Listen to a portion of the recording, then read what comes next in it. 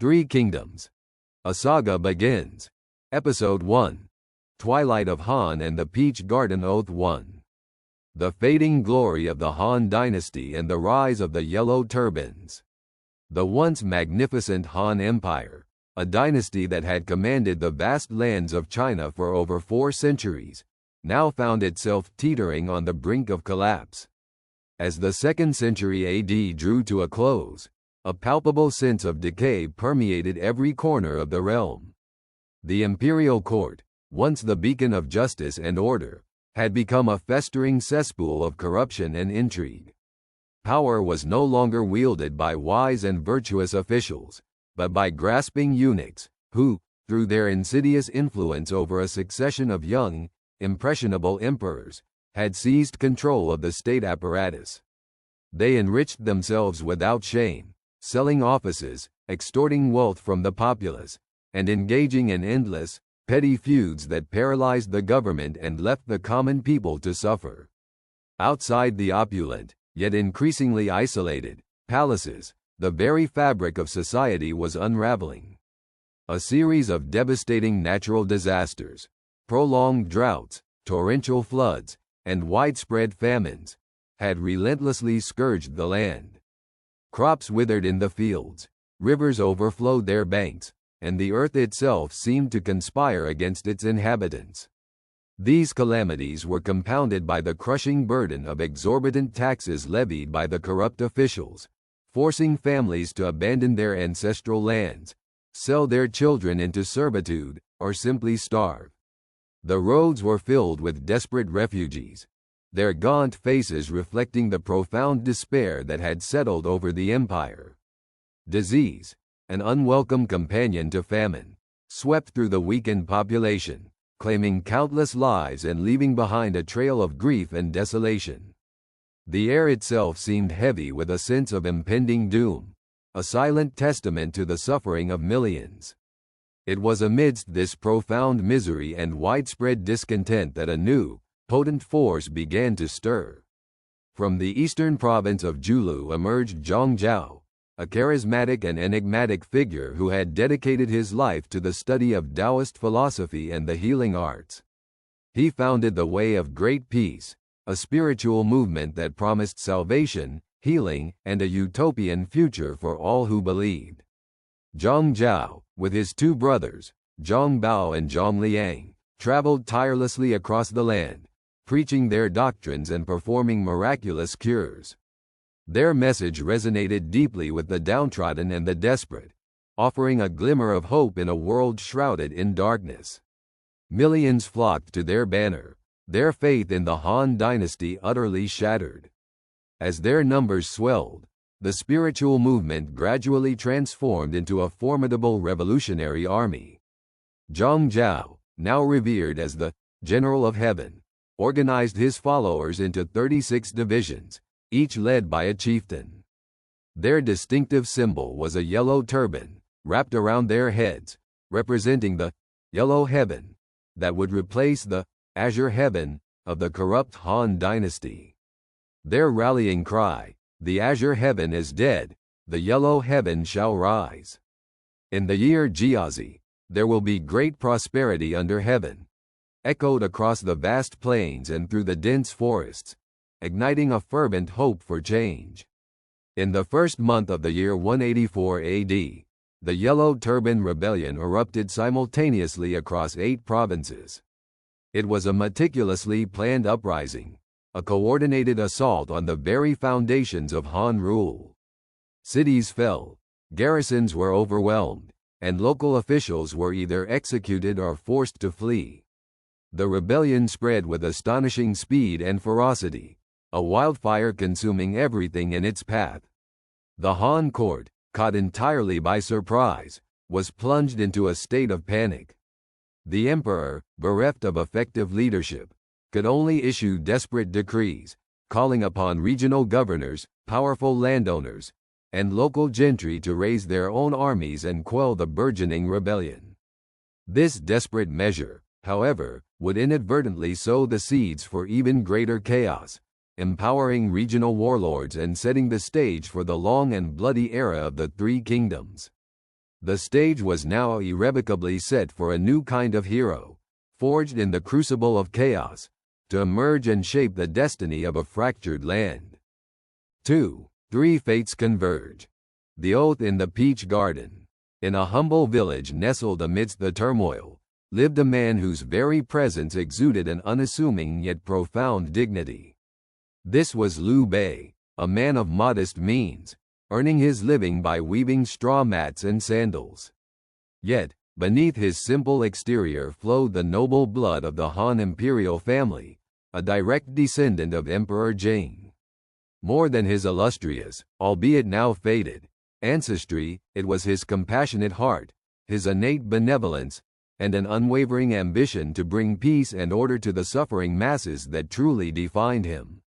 He was known for his long ears, his arms that reached below his knees, and a quiet charisma that drew people to him, even in his impoverished state.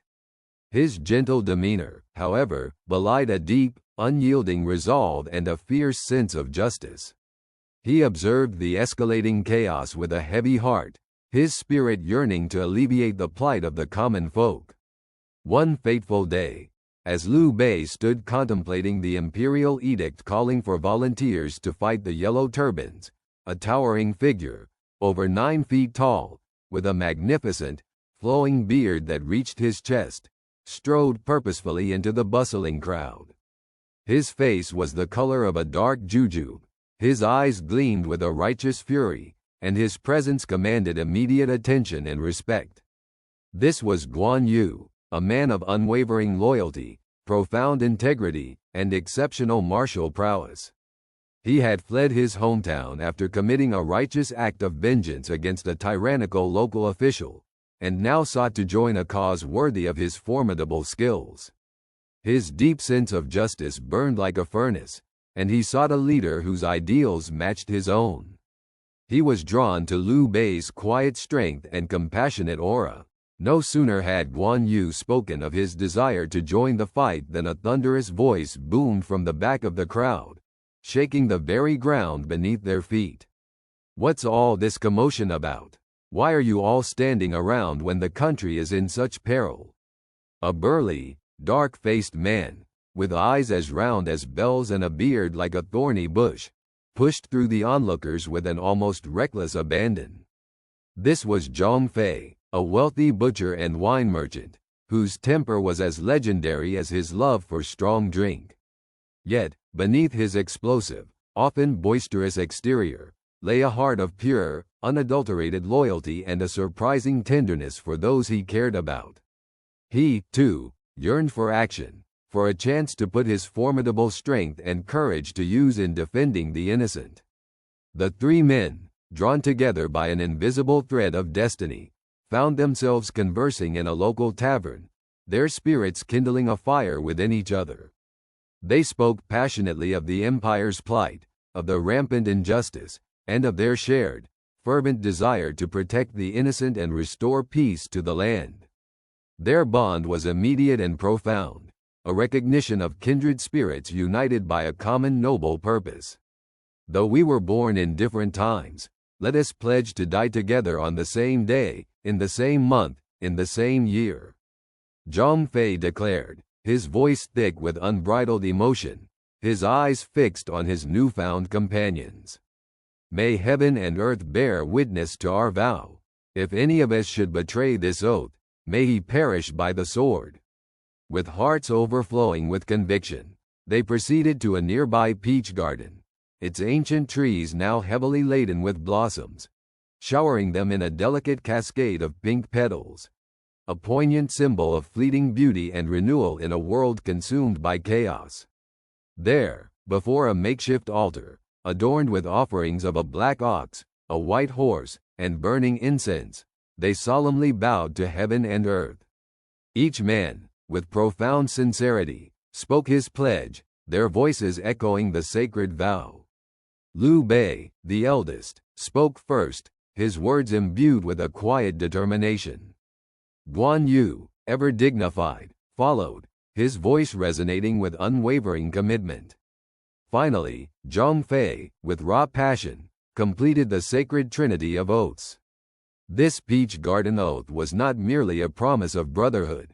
It was the foundational cornerstone of their epic journey, a testament to their unwavering loyalty, their shared destiny, and the unbreakable bond that would endure through countless trials and triumphs. It marked the true, spiritual beginning of their legendary quest to bring order to a fractured land. 3. The first taste of battle. Forging a path in chaos. United by their sacred oath, the three sworn brothers wasted no time in translating their noble intentions into action. With their meager combined resources, primarily Zhang Fei's fortune, they began to rally volunteers from their village and the surrounding areas. Liu Bei, with his innate charisma and compassionate demeanor, inspired the common people, who saw in him a genuine leader. Guan Yu, with his commanding presence and reputation for righteousness, instilled discipline and respect among the raw recruits. And Zhang Fei, with his sheer ferocity and boundless energy, prepared them for the brutal realities of war, his booming voice echoing across the training grounds. Their small but dedicated force, though lacking in formal training and grand equipment, was brimming with courage and hope, fueled by the conviction that they were fighting for a just cause. Their first engagement came swiftly, a baptism by fire against a detachment of the Yellow Turbans who were pillaging a nearby village. The air was thick with the dust of battle and the cries of the combatants. Though their numbers were few compared to the fanatical rebels, the passion and exceptional skill of the sworn brothers shone brightly, turning the tide of the skirmish. Liu Bei, despite his scholarly appearance, displayed a surprising calm and strategic acumen under pressure, directing his men with quiet authority. He wielded his twin swords with unexpected agility, defending his comrades and leading by example. Guan Yu, mounted on his steed, became a force of nature. Wielding his mighty, green dragon crescent blade, a weapon so heavy it seemed to defy gravity, he moved like a whirlwind through the enemy ranks, cutting down foes with terrifying precision and effortless grace. His legendary weapon flashed under the sun, leaving a trail of awe and fear in its wake. His presence alone was enough to demoralize the Yellow Turbans, and Zhang Fei, a veritable titan on the battlefield, charged headlong into the thickest of the fighting. With his formidable, 18-foot serpent spear, he bellowed challenges that struck primal fear into the hearts of his enemies. His sheer ferocity and brute strength were overwhelming, scattering the rebels before him like chaff in the wind. He was a one-man army, a whirlwind of destruction. They fought with unwavering valor, driving back the Yellow Turbans and securing a decisive, albeit localized, victory. This initial success, though minor in the grand scheme of the empire-wide rebellion, proved their mettle and began to spread their nascent reputation throughout the region. The villagers they had saved hailed them as heroes, and their small band of volunteers grew in confidence and numbers. Yet, the brief joy of victory was quickly tempered by the grim reality that stretched before them. The Yellow Turban Rebellion was but one symptom of a deeper, more pervasive illness plaguing the Han Dynasty. This was merely the first ripple in a coming tidal wave of conflict, a prelude to an era of ceaseless warfare and profound transformation. The brothers knew, deep in their hearts, that their true struggle had only just begun. 4. Epilogue. The dawn of a chaotic era. The Yellow Turban Rebellion, though initially overwhelming, would eventually be crushed by the combined efforts of various regional forces and the Han Imperial Army.